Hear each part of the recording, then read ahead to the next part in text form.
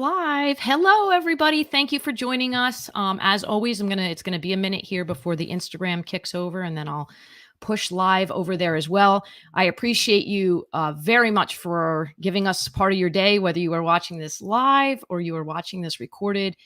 We're grateful for you listening to our conversation. I'm confident that something that gets said is going to move you in some way, and so that always excites me very much. Heads up, I do have some poison ivy here on the side of my face and on my neck. I was not in a brawl with some type of wild animal. It goes in and out of being noticeable, but I just kind of want to give people a heads up so that they're not distracted by thinking like, what happened? You now know it was poison ivy. I was gardening. Usually I'm careful, but obviously was not careful enough this time. So that said, beautiful day here in New York. I have a wonderful guest with me. We haven't had a chance to sit down and have a conversation just in general in quite some time. So it's always neat when that takes place and the conversation's taking place live and you get to hear us catching up on different things. So with that, my guest today, thank you for joining us, is Dr. Dana Anderson. I'm going to have her introduce herself, tell you a little bit about what she does, and then as always, we'll chat. Yeah, so I'm a forensic psychologist, and a lot of people find that very interesting. There's a lot of misinformation out there about what a forensic psychologist usually does. And so I'm a psychologist in the legal or court system. And so usually there's a mental health question in court, and I answer that question. And usually I do that in the form of writing a report or testifying. And so I find myself doing jail visits quite often. I was in the jail last night for a couple hours doing an interview, and I spend a lot of time writing reports. So forensic psychology is, I find it fascinating, and I love the conversations that I have with people. I get to meet new people all the time across settings, and typically they're in some type of uh, distressful situation, some legal problem. So they're most of the time they're incarcerated, but a lot of times they can be out of custody and having another legal issue like um, family law, Yeah. um, going through divorce, and they need a child custody evaluation or CPS case or a civil lawsuit. And so I really actually see people at their most vulnerable moments. And so it's something, what I like about my job is I have some value to offer. I can help them or listen to them or help them with their diagnosis, right? Answer their questions or help them with their legal problem. So yeah, that's what I do from day to day. And then I used to work in jail, and I worked in a psych hospital for many years, and now I have my home office here. And it's just given me, um, it's been such a great transition for my mental health just to have more freedom about when I schedule clients, and I can balance it by working from home now. And so, yeah, this is my little space here, and I just started a podcast, and that gives me that social outlet to meet new people from around the world and just have new conversations with people. I love it. And and you just summarized everything perfectly, right? Like there were some things that I was thinking I was going to ask to have you clarify if you didn't mention, because I know from our first conversations, for me, you were explaining a lot about what your role does. You were talking about misinformation before, right?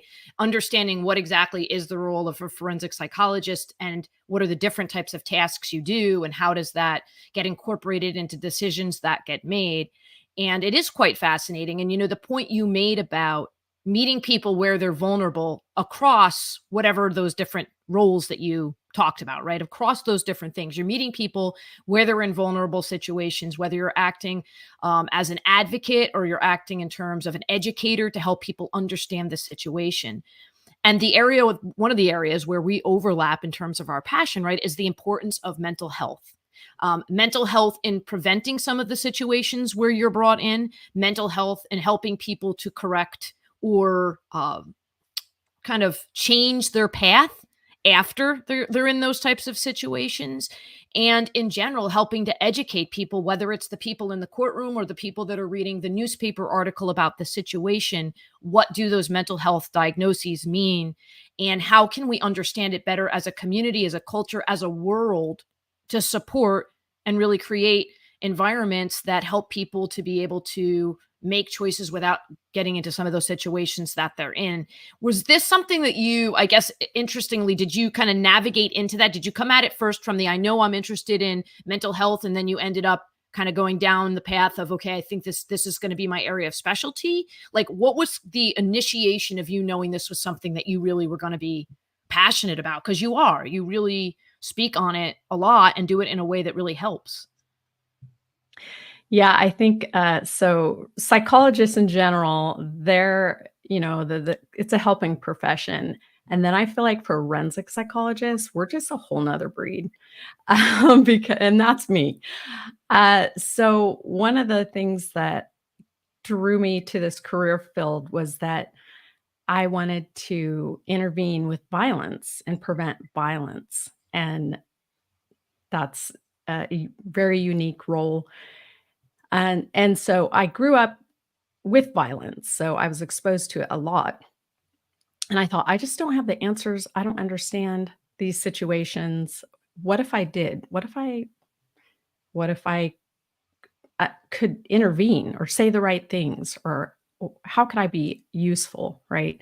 Right. And then I encountered, situations that I wasn't qualified for before I became a psychologist, like encountering people that were suicidal and having severe mental distress, and I didn't know what to say or do. I remember sitting across the table from people I was very close with, and they're telling you these things, and I just would listen because that was Mhm. all I could do, right? And that's a good skill set. You can just shut up and listen, right? But I wanted to do more than that.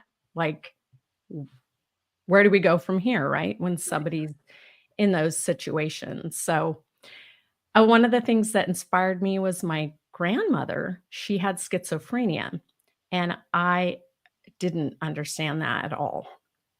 She had hallucinations, she had voice commands, and as a child, I watched her suffer, Mm. actually suffer, crying. And I tried to ask her questions, as a child, like, why do you believe these things? Or, Right. like, no one's talking to you, right? Like, I was genuinely confused. I saw her suffer in a way that was horrifying.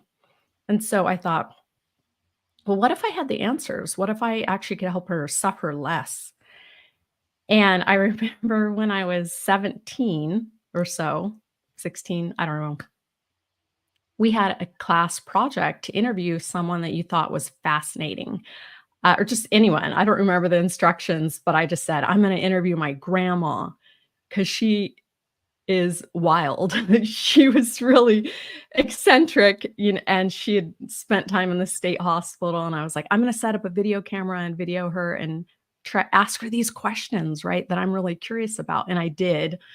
I still can't find that video footage, but I really genuinely wanted to understand about her illness and come up with a solution, Yeah. and as it turns out, through my education, I I have worked with a lot of people who've had schizophrenia, along with other types of disorders and psychotic disorders, and I feel like I understand it very well now, and I can talk with them and, have that empathy, and and it's actually been really fun, um, working with that population, and so I feel like my grandma's passed on now. And she finally did get medication and appropriate treatment later in life, but I think just collectively as a family, uh, no one understood what to do, Right. right? We were all doing the wrong thing, and so I learned a valuable lesson, and so now I can take that and help other families And yeah, I actually have a case I'm working on this week.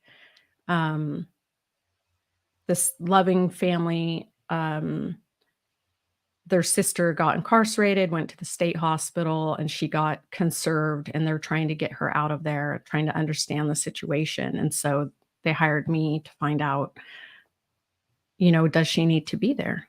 Right? They want to, Okay. um, but as I found out, like her illness is much more serious, and maybe some people do need to be in a locked environment, or Yeah. or pose certain risks to society, and that's a conversation I'm gonna have with them. And that can be very difficult, but I feel like, um, it's a very valuable conversation to have and important to have with the family, to understand you can love someone, and then what is the best treatment for them. Wow. So first, thank you for sharing so transparently about your background and the influence there. I could see the emotion and the love involved in talking about the situations in your past, particularly with your grandmother and the impact that that had on you and how that has converted into you having this interest in this, right? Because I'm sure some people would think like that sounds like a really sad job, right? It's sad in the sense of like the emotional toll it can take on you to be interacting with people who are in those places, listening to the type of conversations that you're having, and how do you take that information and process that all. So I meant sad in that regard, right? Like that's a lot to carry, but the reasons for it, and you can see it's empowering because for you what you're doing is you're saying I'm going to take the sadness that I saw my grandmother going through, the sadness that I went through because I was witnessing these violent situations and thinking like, how do we prevent this? And why is this happening? I'm going to take that and I'm going to understand it, because then we can help to create situations that prevent some of this from happening, or at least respond to it in a way that's going to ameliorate it getting worse, right? We could talk, well, I'm sure we could have a whole conversation Mhm. about that. Like, how do we respond in situations where somebody is violent that might perpetuate it rather than try to kind of dial it back. And again, there's no one answer for that. There's obviously a lot of different techniques and tactics depending on the situation.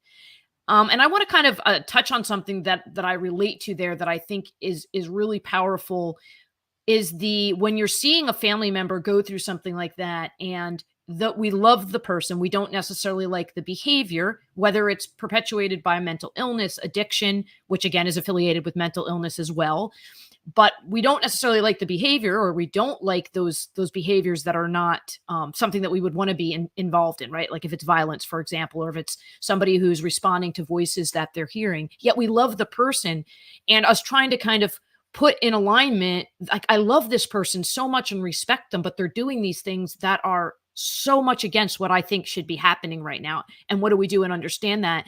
And my parents were both alcoholics. Mm. And my mother, when she passed away, was a recovering alcoholic. My father, who's still alive, is in recovery. And there was violence and all kinds of dysfunctional things. There were also really amazing, wonderful things that happened.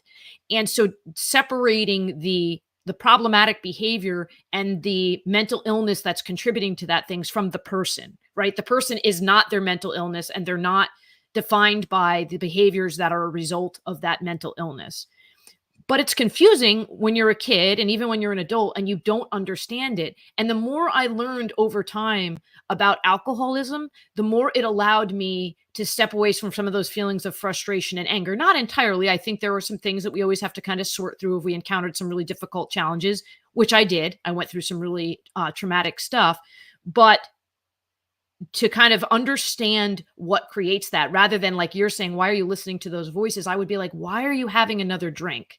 Like like that this is causing all these problems. Why are you doing it? Because I couldn't understand it. And for me, one of the things that was just recently, right? I read Matthew Perry's book, and I mean, for Mm. years I've learned a lot about addiction and stuff and kind of understood it, but that even opened up my eyes in a new way. And so for you, every time you have a conversation with somebody, you're not just helping that person or helping the situation to have clarity, but you're helping whomever the next person is that you're going to talk to who may be dealing with something similar, because you've acquired more data that you can use to apply forward. And that's the way that I've operated too throughout my life, is that I'm like, this situation's difficult. whether it's a person or whatever's going on, right? What data can I acquire, and how is it going to help me to be the best version of myself, but to help other people? And it doesn't make sense sometimes to people, like, why are you fascinated by this particular thing? Like, I just want to know and understand it, because knowing and understanding allows us to be empowering and allows us to correct and reject all of the misnomers that go into specifically with mental health. So I appreciate you sharing that, and think that that's a beautiful thing, that you've taken the hurt that you had and transformed that into healing for other people. Yeah, and it's funny you're saying, like, some people can ask me as a forensic psychologist, like, what's wrong with you? Like, why would you be so fascinated, right, in violent offenders, or these, serial killers, or these, I evaluate sex offenders, or, um, the worst crimes you could think of, that I am interviewing those people. Right. But like you said, you learn, right? And, touch on what you were saying earlier, like separating yourself. I think it's really important to have boundaries and know what your job is, where you begin or where you end. So if I'm working with these people and there's, you know, can be some dark content, right? Yeah. But I just remember what my role is specifically in that situation, right?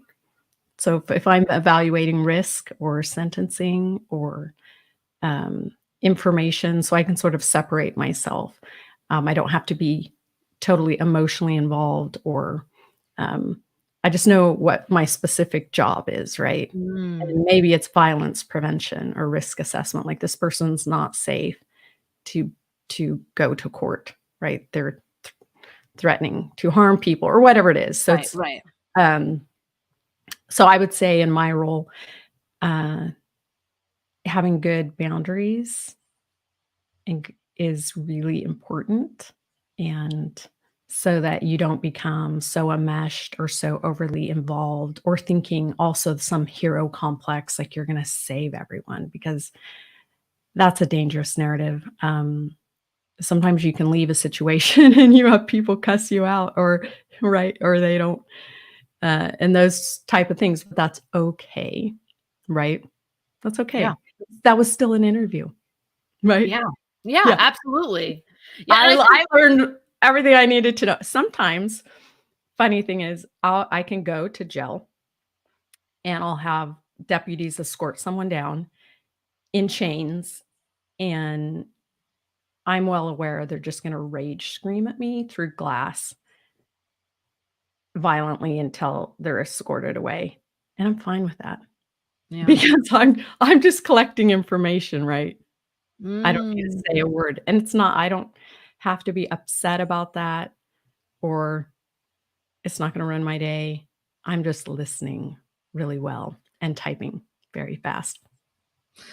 Well, that's resilience. I mean, I don't think, even given the best training in the world, necessarily everybody's cut out for that, right? I mean, that's a hard thing to do, and you could even apply it to obviously much less situations, but things in our own lives, much less meaning the severity of the behavior, where we have to kind of say to ourselves, this person's saying this thing to me that's hurtful, but I'm not going to let that define who I am or what my day is. Like, that's just hard in our day to day, and you're kind of encountering that on a almost status quo. Not that everybody does that, but you know that that could happen at any time.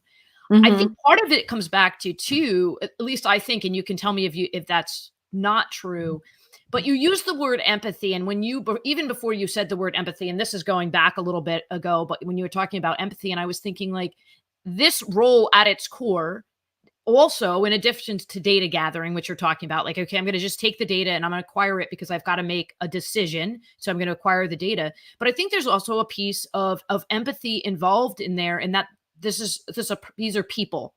Again, wherever you're encountering them, whether it's somebody who's in jail, it's somebody who's in a hospital, it's a family who's talking about somebody that's in jail or it's a hospital. These are people, and your empathy for what is going to affect the best outcome for everybody involved. Because, to your point, sometimes the best outcome for somebody in a hospital is for them to stay in the hospital, even though it may not seem like that to the family or to that person. But if that person is potentially of danger to themselves or to other people, the best outcome is to keep them and other people safe. And so that's operating from a place of love that supersedes kind of the logic that might make you think like, oh, I've got to get the person out of this situation, or oh, I just want to save, like you said, save everybody. We can't. So how do we operate in a way that's going to result in the best outcomes possible? And on that, I did get somebody came in with a question, so I don't want to ignore the person's question, even though well, let me let you respond to that actually first before I dig in with the question.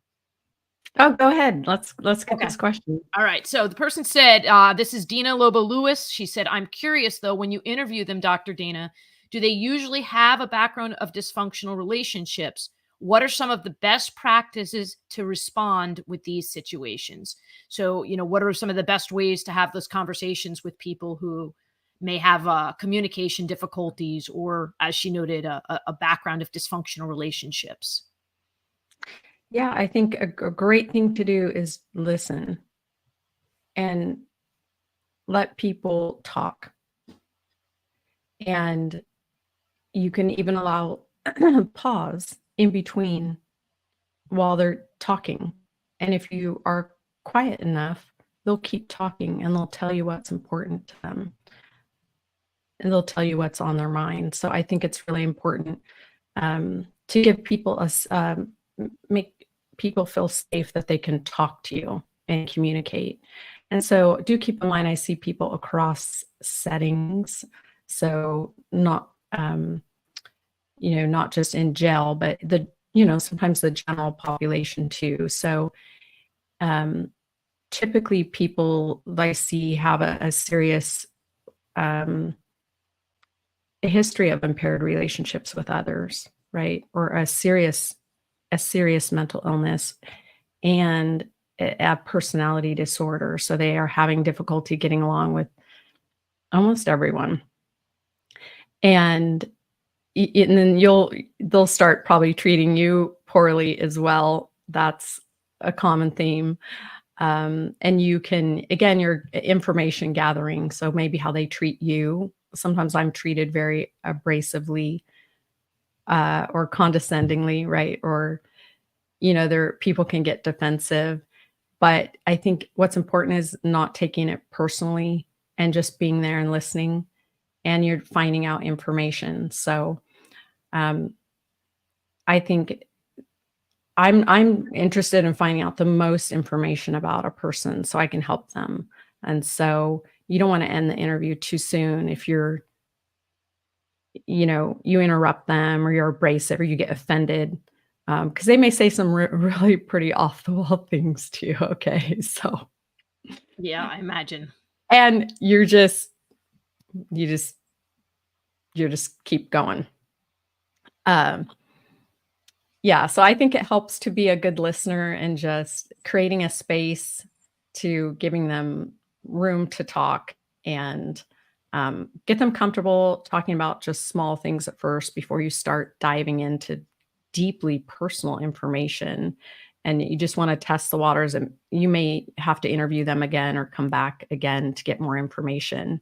And you never want to like pressure or force someone out to give information too soon, because they may just leave the interview or and walk out, and that's kind of a rookie mistake, right?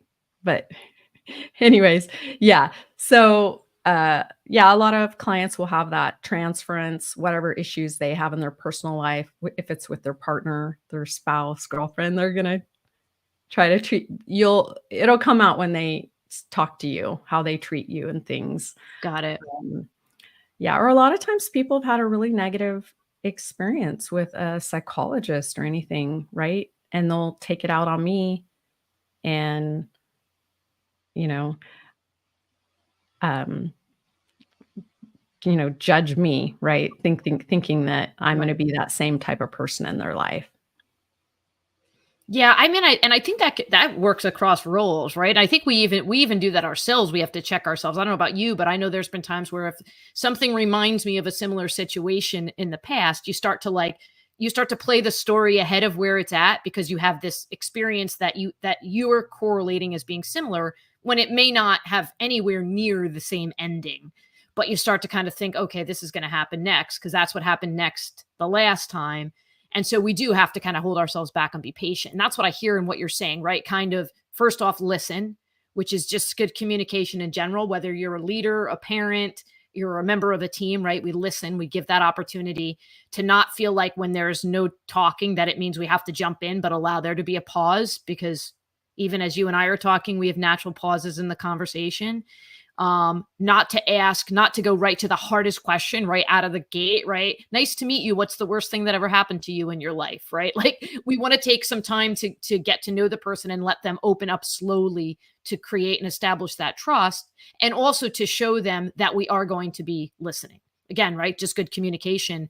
Certainly in your case, though, there's probably a higher propensity, whether it's in jail or other situations like you mentioned, of if people are coming in times of distress, there's going to be some frustration and some comments that might come out that we would at least hope we're not going to be in general encountering on a day-to-day basis, where for you that might be more frequent, that people are coming from a place of frustration because of the situation that they're in. So I understand that you're kind of saying prep yourself for that. Doesn't mean you assume it's going to happen, but you prepare yourself to be quiet, patient, paused, composed, to de-escalate the situation. And kind of on that note, something that I know from our past conversations and from consuming your social media content, that is part of what you do is in the acquisition of data that you're getting through these conversations that you're having with people, there's a few different things that you are doing with that data, or encouraging other people to do with that data. One, to avoid putting ourselves in situations that are dangerous, right? So some of the things that you have learned about the behaviors or the patterns of certain types of situations, to say to people, if you see these things happening, it's probably a good time for you to step back and make sure that you're being safe in the decisions that you're making. So that's one, kind of helping people be Mhm. aware and prevent some vet situations to the degree we can. And the other thing is just mental health treatment in general. And how do we, when we understand what led somebody up to a situation, how do we miss opportunities potentially where we could have course corrected, or at least been able to be aware that this is definitely about to happen? Let's see how we can try to prevent the situation. That has to do with there being awareness and acceptance of the importance of mental health treatment, which, again, a lot changing in society now, but still not where it could be, right? Like the stigmas have changed to some degree, but there are certainly some disorders that I think we still kind of think of in a way that doesn't perpetuate us getting people help. It just perpetuates the labels and the associations of like, well, this person's not going to ever accomplish anything. So, maybe you could speak on one of those two kind of things, either the how you help to advocate for preventative behaviors in terms of being aware of, like, I know you've talked about in the past for women who go on dates with people that they meet Mhm. online, like what are the things that you should be doing to be safe?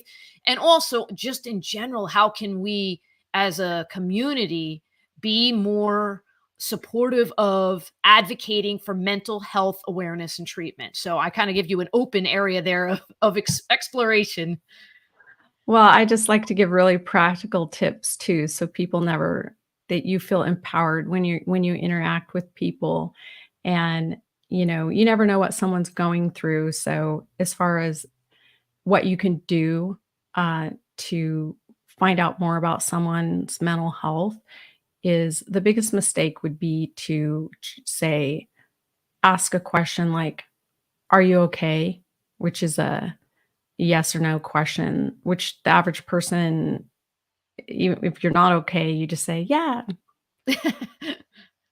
Yeah. It's a dumb question. I know. So if you I know. But if you really wanna know, know, because people are suffering and they are going through things, and if you genuinely care, ask an open-ended question, and you can do this with everyone in your life or your coworkers or anyone. Don't I mean, ask an open-end question, and so where they respond, and then you'll get to learn things about them, of what they're really going through. If you don't care and you wanna play it safe and you just show up at work and you 'cause you don't care, you're just saying like, and that's how we miss it. We miss the marks where people are suicidal or people are struggling and they don't feel they have anyone to reach out to because they don't have that place. I don't have that space with you. So I would just encourage people like warning signs and just in general, people are struggling with mental health. You can help someone just by engaging in a conversation and ask them how they're doing or ask them about something or pay attention or listen or sometimes just listen to what they're going through. And then when they are going through something like they're truly need an intervention or they're struggling, they're going to be more prone to communicate with you or ask you for help. And so I think that's just something in general like that people miss because we um just in general, we kind of think about ourselves more than anyone else, you know? And so if you can be intentional when you come to work or with your family or friends, and so my advice would be is to don't assume that you think someone's fine. Uh, I've done thousands and thousands of suicidal interventions. And those are the people that can just say, "I'm fine." Mm, Okay, but they're not telling you, but what they're going through, and sometimes their family or friends never know. And so, if you look at the research for what would be the number one thing that would prevent someone from being suicidal, and think about that for a second. And this is something I'd always assess in people's life of like who's at risk, right? It's deep and meaningful relationships with others. And mm, so and you would you wanna have more than one deep and meaningful relationship with others, but connecting with others is really important, and so someone that you're working with may not have that.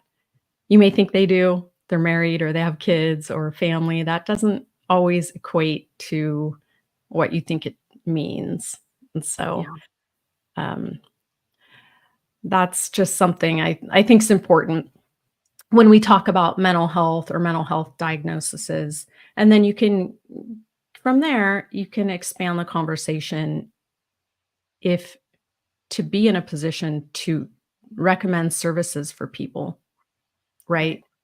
right? You have to they have to have some trust with you, right? To be for you to give them advice or feedback, but Yeah. Yeah, I had mentioned there was somebody that had done an interview with, and I had been at an event and was just exhausted, a lot of different things going on, and the person said to me, "Could you be going through depression?" And I thought I really valued that the person asked me that because I have struggled with anxiety and depression for the majority of my life, but that person didn't know that I was aware of that, and she was reading the comments that I was saying and understanding that there's something more going on here. This isn't just you're exhausted because you're working really hard. And I really valued that she asked me that question. And certainly she said, I knew you enough to know that you're the type of person that would be open to a question like that. People aren't always, to your point, you've got to establish that trust.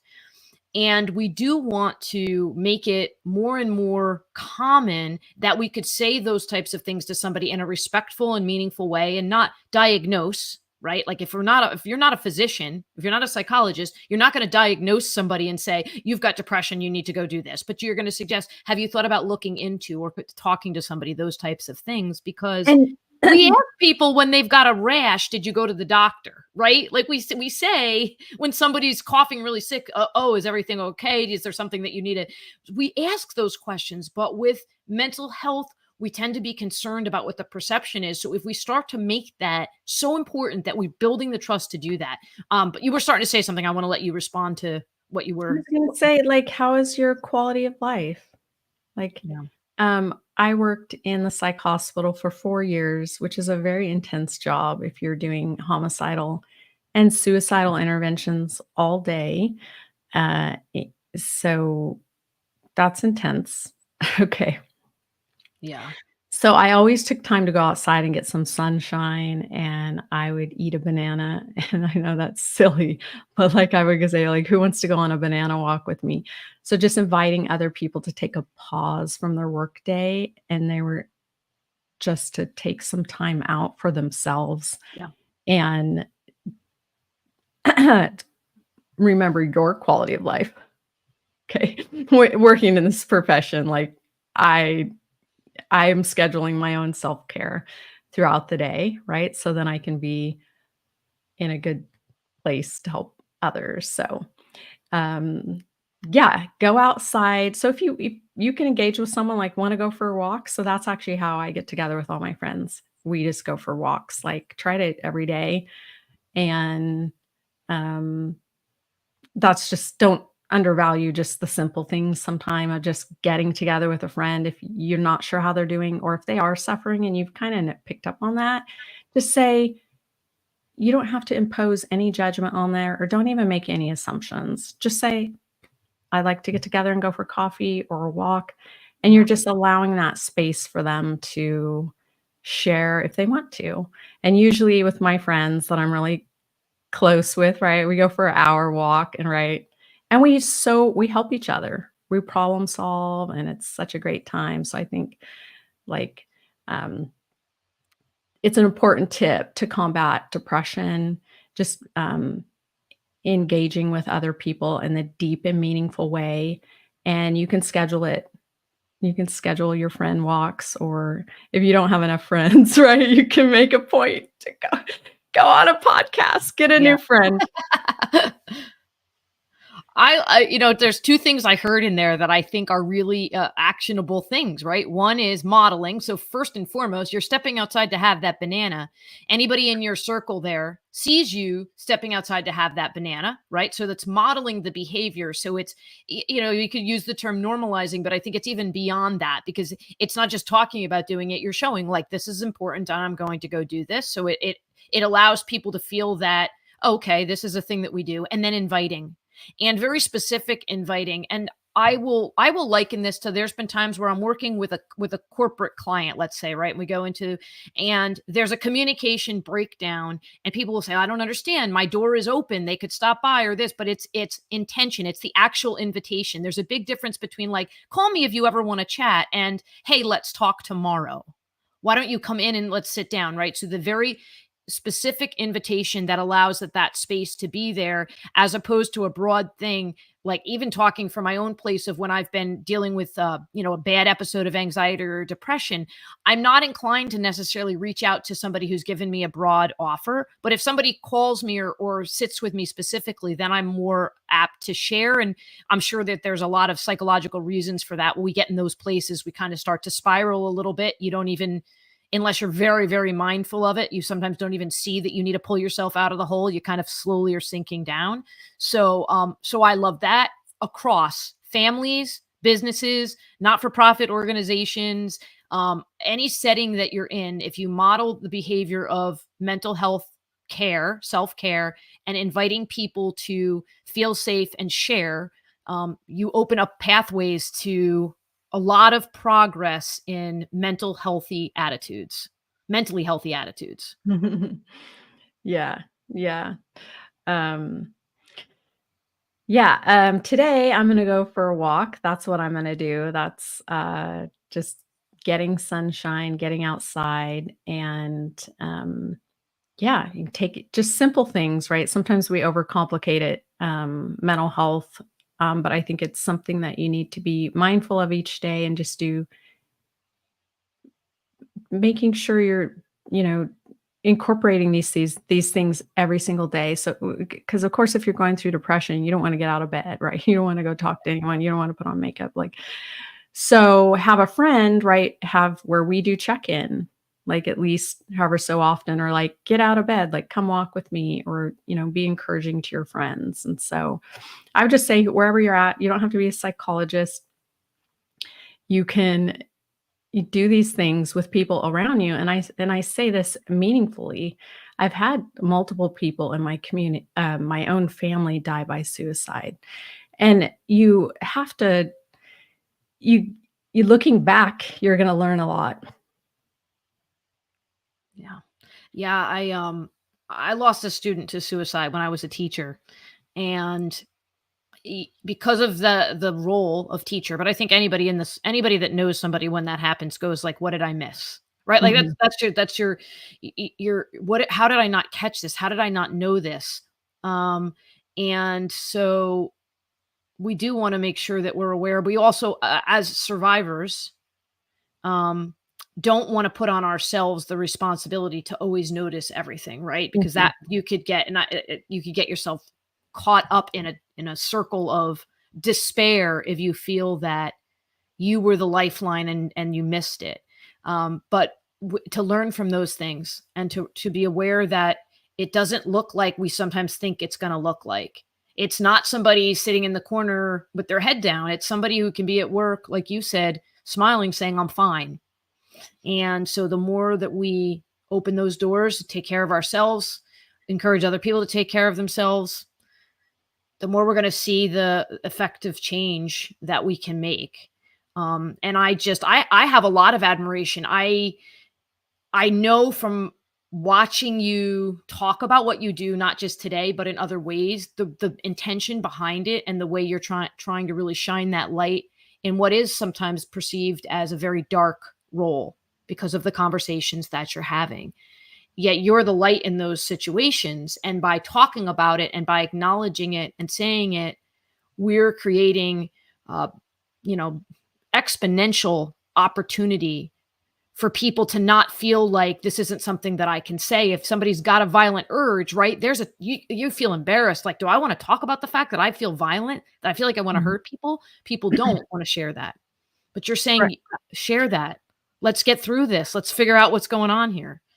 And then that's the beautiful thing in my position where people are telling me their violent, intrusive thoughts or their plans to end someone's life or their life. So I get all the details, and that's a very, unique position to be in, but it allows me to intervene, and it allows me to stay with them through their thought process and uh, be there with them through that and make some changes and not make that decision. Yeah. And I've actually intervened with hundreds of different homicidal situations, and so, um, never underestimate the power of an effective intervention in those conversations, Mm. to build someone's trust enough to be in that situation of vulnerability where they're telling you what they were gonna do.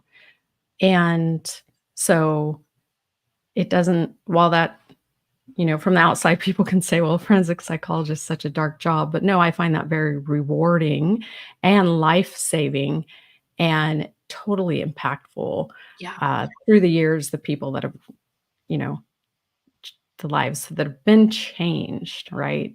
And also getting back, kind of circling back, covering everything we've said. Um, I always connect with people, in these dark suicidal situations that I do everything in my power in as and if this was our last conversation with people that I've worked with, because again, I worked in high risk situation that I did everything that I could do. And so I wouldn't feel the guilt or um, be in the moment with people, and you can do everything you can. And then still some people make some bad decisions, but um, and that's why it's important to have boundaries like in this profession or in any that's um, we all have our limits of how we can help people. Yeah. Um, but yeah, last thing I want to say, you mentioned like, being the light.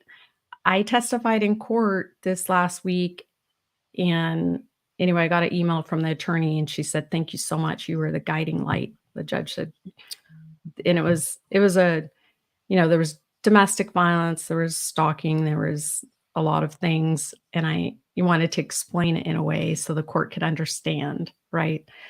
The level of risk, right? And why, why I came to the opinion that I Mm, came to. So, but it made me feel valuable that this is an important role, right? yeah. And there's lots of great things that come out of it. And I was just thinking about your role. You're kind of the master problem solver. You help the corporate world. I may be more dealing with criminal minds, but as I was looking at your website and everything that you do, I'm like, she's basically an organizational psychologist. Ooh, And yeah, and that is, I, we could get together on a whole nother tangent on that, but in a lot of places that I've worked, which are very toxic, we could use you to get in there and make some changes. And that all leads to mental health. And I'm talking about mental health professionals, right. especially those that are first responders, police officers, nurses, or those of us that are dealing with high stress. Like, we're people too. I don't know. And the corporate world can be quite, they're not, it's very for profit. Yeah. And so it's talking about what you offer for people, knowing when it's time to make a change in your career or maybe leaving that position. Right. Um, I also speak with a lot of students who are at that crossroad or maybe wanting to go into this career path, which isn't for everyone, but it's a great conversation. I think that's how our jobs intersect is we're helping people on those pathways. And um, you know, so I give a lot of information about this career field, but it's not for everyone, but other, maybe it's some internal change like you were Right. mentioning. You did the Good Morning show last June, and I was watching that this morning, and I loved what you said about like, you could come to a place and hate your job, right? But what is it? Is it the job or you're just unhappy with your life or your circumstances? So but I love the value that you provide to people to think about those things because, you know, is it the environment or is it you or what is your passion? Or why I think you have clearly found your passion to why you're in this job, and I have too, right? I know I like it. So I like what I do. It's fun. And so I think it's important to follow your passion but also know when you need to get out of that toxic work environment, right? Um, so I would love to refer you to some must-have employers and be like, you need to call her. Time to change. No, to like, because one of your mottos, you talk about kindness a lot, and I'm like, no one's talking about kindness. There's actually Yeah. not a lot of kind people out there. Yeah. In the corporate world, it's pretty cutthroat. Yeah, so thank you. First off, I love that you listened and applied and brought that stuff all into connection there. I was like getting goosebumps listening to and thinking about all of the ways that we can connect, right? Which is what this is. This conversation, what I do, what you do, and how we're supporting and encouraging each other. And when you're talking about being the guiding light in the courtroom, a couple of things. So there was a situation I was in many years ago, which I'm not going to elaborate on, only because it involves other people, and I don't want to bring other people's stories into the moment. But at any rate, at some point in the courtroom, it says like, "In God we trust." But I'm listening to all these people, like there was so much corruption and dishonesty, and I was just feeling so conflicted in the moment, like, we're talking about trust here and we're talking about being transparent and open, but like I could see that that wasn't what was happening. And when you're talking about being the guiding light in the courtroom, right? So in the same way, I guess you could kind of talk about corporate being cutthroat. There's a lot of things that go on in courtrooms because yes, people are saying that they're going to tell the truth, but we obviously know that does not always happen. So to put yourself in that situation and be that light, and in that specific example that you gave, which is powerful to me in many, many ways, you were preventing negative things for both people. You were preventing and protecting the person who could potentially have ended up being more of the victim than they already were because of the stalking and things you're talking about, but also the perpetrator, because had the behavior been allowed to take place, right? Had you not created the system that was supposed to kind of stop it from happening, they could further have destroyed whatever their walk is in their life, because we don't know what's going to happen. Are they going to potentially get help, and are they going to correct and be able to do things that are going to be magnificent and bright as well? So that prevention, it spreads out to everybody, and then all of the people that we don't even know that are impacted by the light that you brought to that courtroom in that situation. Right. I mean, I'm sure we could do a breakdown if we really wanted to, but the different people in both people's lives that would have been impacted by whatever was about to unfold. So it's such a meaningful thing. And I think, again, you kind of talking about that, the piece with change, and you're right. Like, when do we have to sometimes stop and not just think this is the change because it's what I want, but what is the change that I need to make? And I would love to collaborate with you more on that, in terms of, I loved your organizational psychologist term. I mean, obviously I don't have that degree, and so I would never try But to. it's what you do, and I totally get it, because if we wanna talk about preventing workplace violence, and just a segue, I've done critical incident debriefings for companies after someone dies, okay, Yeah. or tragedy. Do you understand? I'm responding in a terrible situation, like raped or murdered at the job. Yeah. So I'm coming on, but I can tell you how to there's so many I want to prevent these things from happening, and it is possible. And so the work you do is so valuable, because I see it happen, right? With these, you know, it's so important, right? We want to do a cost Right. analysis of that. So I think it is so important, if these employers, to use your services. So, like, you really want a culture where people are, like, nurtured or feel valued in their work. And if they're not, guess what? They commit fraud. Like, there's all kinds of so um all of this to prevent violence. But yes, in the situations that I deal with, so talking about the court case, I also want to have a good relationship. So the defendant, right, that I'm evaluating, right? I don't want to upset them or make them more angry, right? Empower them to make some changes. And so I really focus on doing that also, right? Because this isn't a power and control thing, Right. right? I'm not trying to, I actually want people to change and improve their life, right? And so they don't have to feel so powerless that they have to commit violent acts to get attention. And that actually, so Yeah. I value the work you do, and I recognize it and I see it. And I hope that other people do too. And if they don't believe it, then they can come talk to me.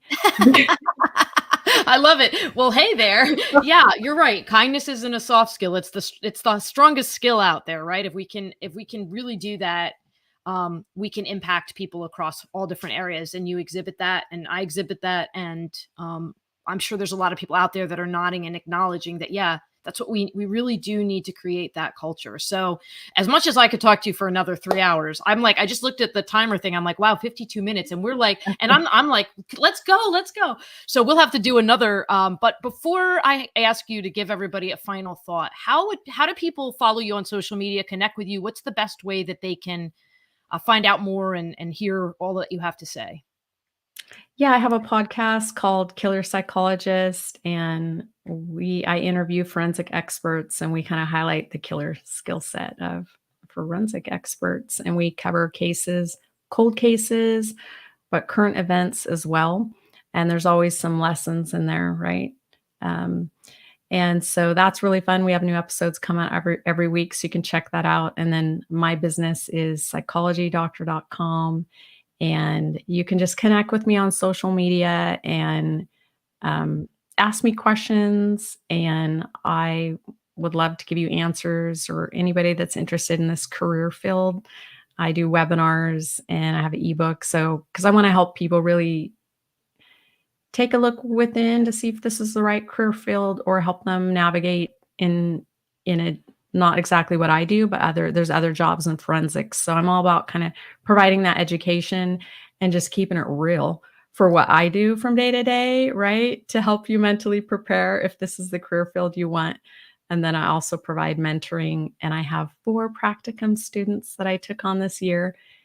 And so that is beautiful because they're going through their journey right now too. And so I love that. But yeah, find me on social and connect with me and just say hi.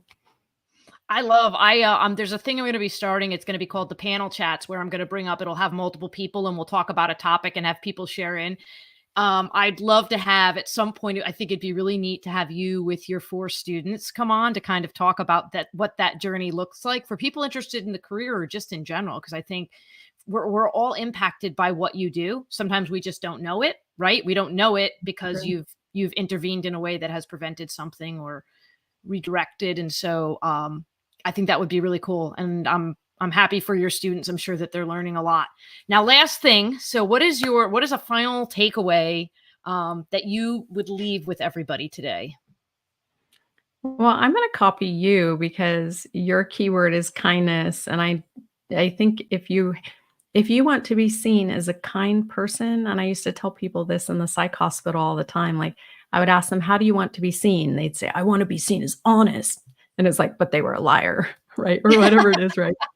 No, I'm serious, like if you want to be seen as kind, you have to show kindness. And so kindness is a great quality. So my tip today, copying Deb, is just do small acts of kindness, and just never underestimate those small little interactions you have with people, the value that it adds to their life, but your life as well.